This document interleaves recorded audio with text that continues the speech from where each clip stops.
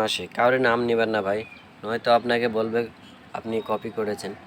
ভাই কেউ না কপি করেছে, হয়তো দুই একজন কপি করেছে, কিন্তু আপনি সবাইকে নিয়ে এই ধরনের ভিডিও বানাইলেন, এটাও ঠিক হলো না ভাই। কারণ আপনার 40 লক্ষ টাকা আপনাকে কেউ দেখাতে বলেনি ভাই।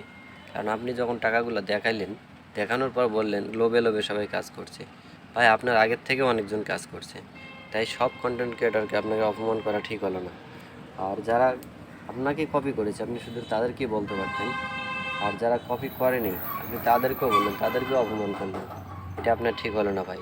হয়তো আপনি একটু অহংকার করে কথাগুলো বলছেন, কিন্তু এই অহংকার ঠিক না। একটা ভ্যানওয়ালার ঘরেও, একটা রিক্সাওয়ালার কাছেও 40 লক্ষ টাকা আছে ভাই। তাই আপনার টাকা দিয়ে কেউ লোভ করলেও পাবে না।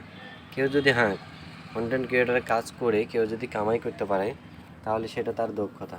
সে কষ্ট করে উপার্জন করবে, সেখানে আপনার অনুপ্রেরণা হিসেবে এগিয়ে রাখছিল, আপনাকে সম্মান দিয়ে এগিয়ে রাখছিল।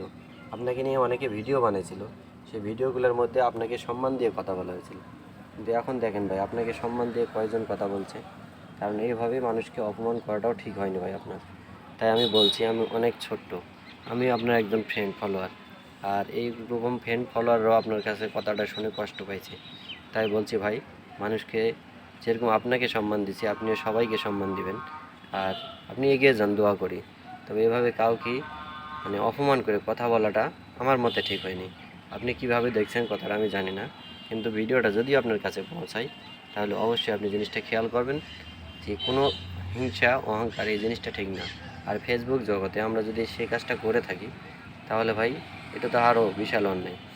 আপনার মতো করে অনেকে ভিডিও বানাচ্ছে, আপনার মতো করে অনেকে কাজ করছে, তো সেটা তার মতো ভাই, সেটা তো আপনাকে কপি করছে না। কিন্তু আপনাকে যে কপি করছে আপনি শুধু তাদেরকে ধরতে পারতেন, কিন্তু আপনি কত লক্ষ লক্ষ লোক কন্টেন্ট ক্রিয়েটর তাদেরকে অপমান করে কথা বললেন।